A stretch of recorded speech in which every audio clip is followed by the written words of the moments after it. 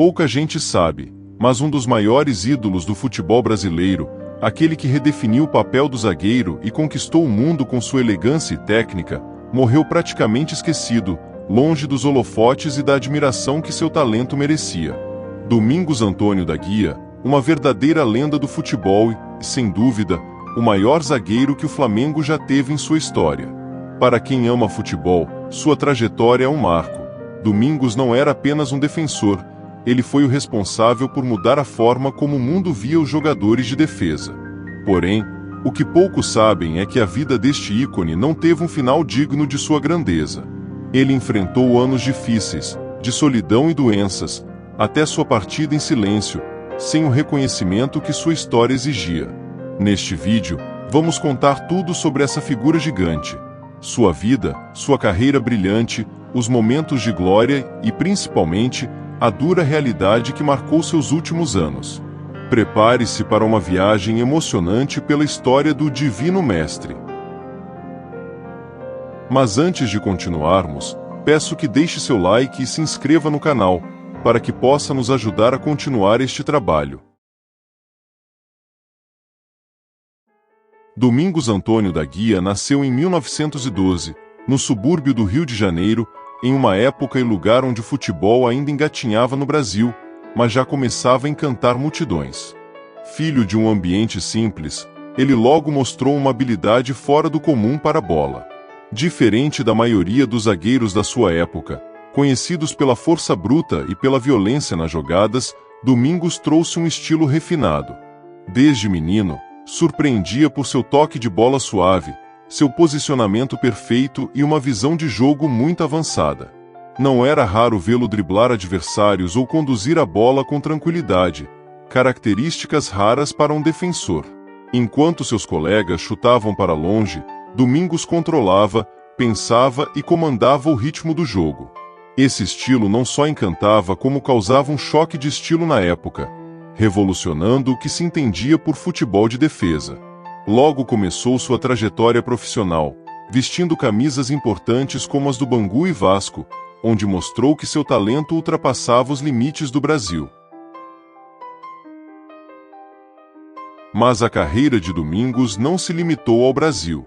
Ele fez história também na América do Sul, jogando pelo Boca Juniors na Argentina e pelo Nacional no Uruguai, duas das maiores potências do futebol sul-americano. Essa passagem internacional só reforçou seu status como um dos grandes do seu tempo, mostrando que seu talento era respeitado além das fronteiras. O que chamou a atenção de europeus e sul-americanos foi seu estilo único de defender, elegante e eficaz. A imprensa da época o chamou de o zagueiro artista, pois, enquanto a maioria defendia com brutalidade, ele fazia parecer fácil o que parecia impossível.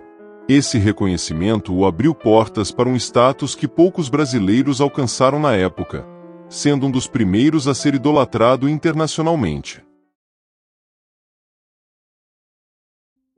Mas foi no Flamengo que Domingos da Guia consolidou sua carreira e construiu seu legado definitivo.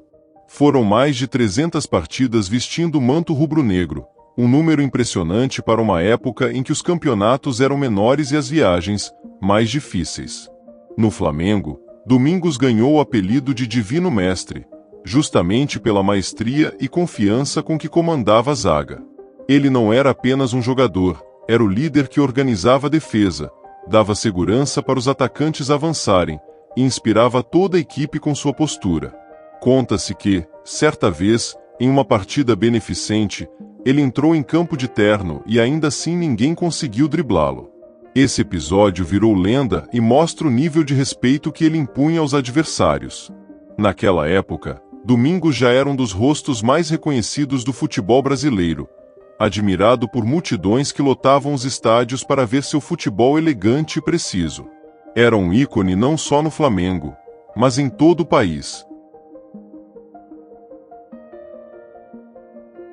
Domingos da Guia não foi apenas um herói dos clubes, ele também foi fundamental para a seleção brasileira.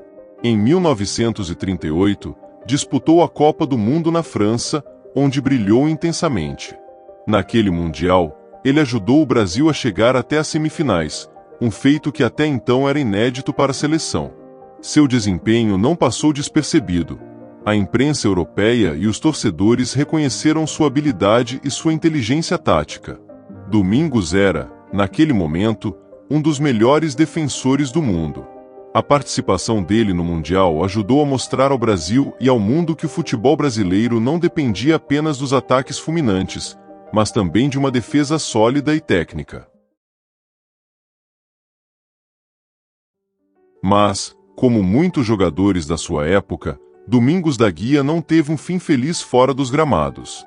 Naquela época, não existiam contratos milionários, nem redes sociais para manter os ídolos sempre presentes na memória popular. Após encerrar sua carreira em 1948, Domingos enfrentou dificuldades financeiras e falta de apoio.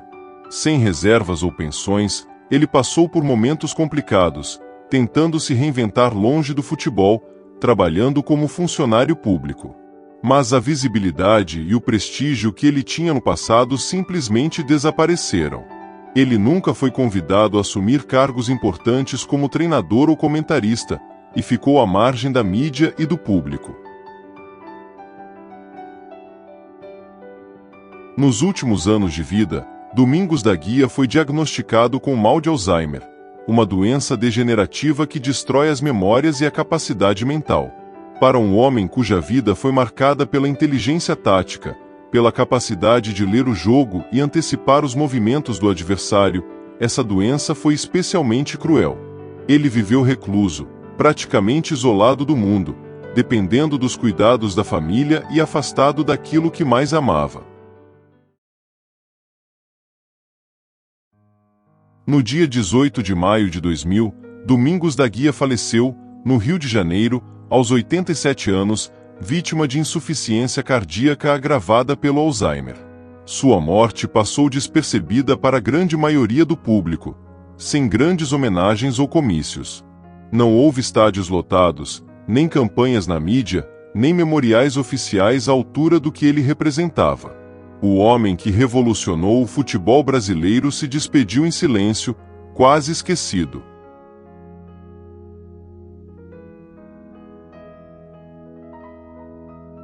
Mas apesar do silêncio, o legado de Domingos da Guia é imortal. Ele abriu caminho para que o futebol brasileiro pudesse ser admirado por sua técnica e inteligência, e não apenas pela garra. Domingos provou que era possível ser defensor com elegância, que o zagueiro podia ser protagonista e não apenas um coadjuvante no time. Jogadores como Aldair, Lúcio, Juan e Thiago Silva beberam dessa fonte, mesmo sem saber que estavam seguindo os passos de um mestre. O Flamengo e o futebol brasileiro jamais esquecerão a marca que ele deixou.